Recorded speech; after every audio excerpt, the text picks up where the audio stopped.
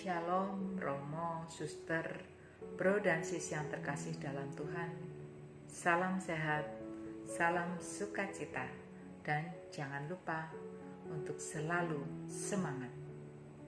Belum terlambat rasanya bagi saya apabila saya mengucapkan Selamat Natal dan Tahun Baru 2022 bagi Bro dan Sis sekalian.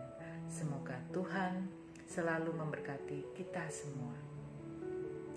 Tidak terasa kita sudah memasuki awal tahun 2022. Mari bersama-sama kita membuka lembaran dan semangat baru tahun ini dengan lebih mendekatkan diri dan mau semakin mencari Tuhan agar iman kita semakin bertumbuh, sehingga kita bisa menjadi pribadi yang lebih tangguh.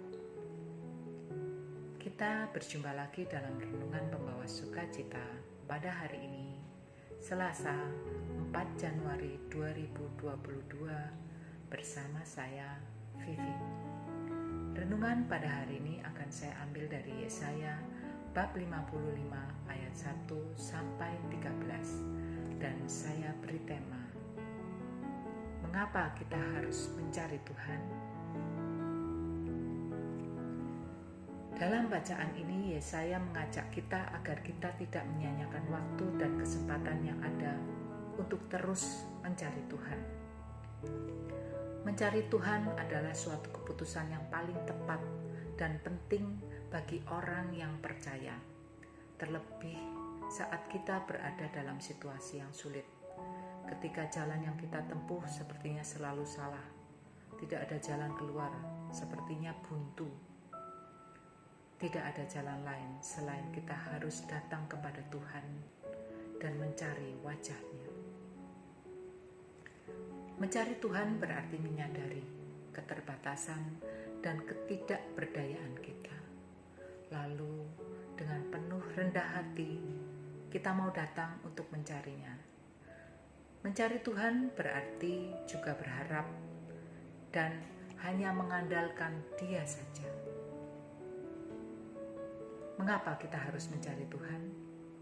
Karena hanya Dialah sumber pertolongan sejati. Segala hal yang ada di dunia ini tidak bisa memberikan jawaban dan jaminan kepastian buat kita semua. Karena itu, kita tidak boleh menggantungkan harapan kita pada materi, kekayaan, jabatan, kepintaran, dan kemampuan yang kita miliki. Semua hanyalah sia-sia. Gantungkanlah harapan kita sepenuhnya hanya pada Tuhan, sebab Tuhan tahu yang terbaik buat kita dan Dia sanggup menolong kita. Tuhan tidak pernah kehabisan cara untuk menolong dan melepaskan kita dari masalah. Seperti tingginya langit dari bumi, demikianlah tingginya jalanku dari jalanmu dan rancanganku dari rancanganmu. Apa yang kita dapatkan apabila hati kita sungguh-sungguh mencari Tuhan? Kamu yang mencari Allah, hatimu akan hidup kembali. Bro dan Sis, saya akan men-sharingkan bagaimana perjuangan hidup saya untuk berusaha mencari kesembuhan buat almarhum anak saya.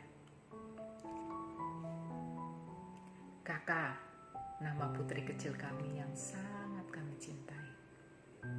Sejak usia 5 bulan, kakak sudah mulai sakit kejang dan sering sekali keluar masuk rumah sakit untuk berobat dan opname hingga usia 10 tahun.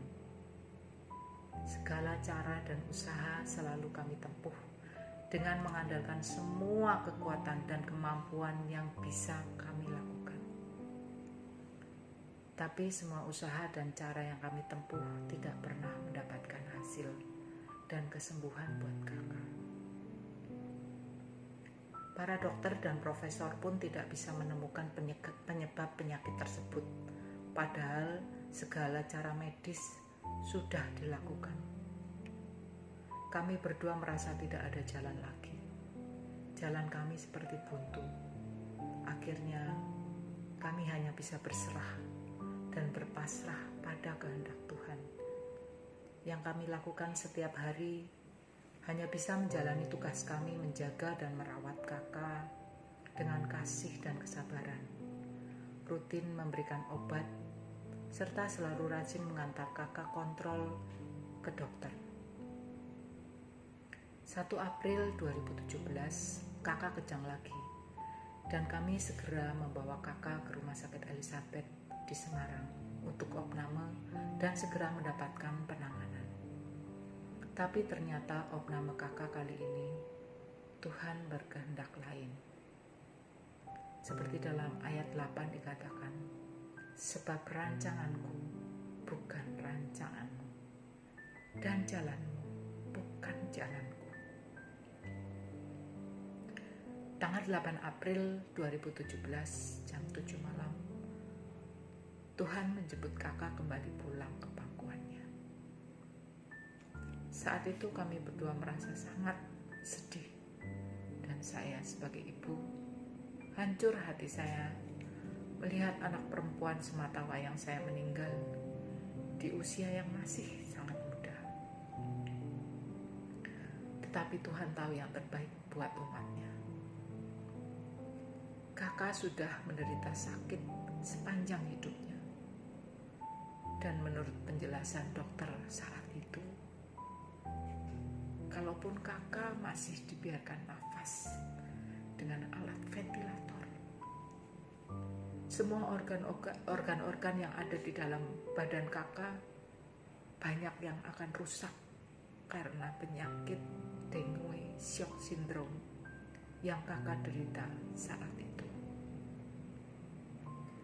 Akhirnya kami berusaha mengikhlaskan kepergian kakak, biarpun sangat berat buat kami untuk menjalani proses kehilangan kakak. Tetapi Tuhan tidak pernah kehabisan cara untuk menolong kami. Kami bisa melewati proses berkat sahabat-sahabat, keluarga yang selalu mendukung dan ada buat kami, serta renungan-renungan yang setiap hari kami dengarkan benar-benar sangat menguatkan kami. Saat ini saya bisa bersaksi bahwa Tuhan benar-benar ada saat kita mau mencari, dan Tuhan benar-benar bisa menolong dan selalu memberikan yang terbaik buat kita menurut kehendak-Nya. Marilah kita berdoa dalam nama Bapa dan Putra dan Roh Kudus. Amin. Bapa, mampukanlah kami manusia yang lemah ini agar semakin bisa melihat bahwa semua jalan-Mu adalah yang terbaik buat kami. Gerakkan hati kami agar mau selalu mencari dan memanggil nama-Mu di sepanjang perjalanan hidup kami, agar kami tidak salah jalan. Amin. Kemuliaan kepada Bapa dan Putra dan Roh Kudus, seperti pada permulaan, sekarang, selalu, dan sepanjang segala abad. Amin.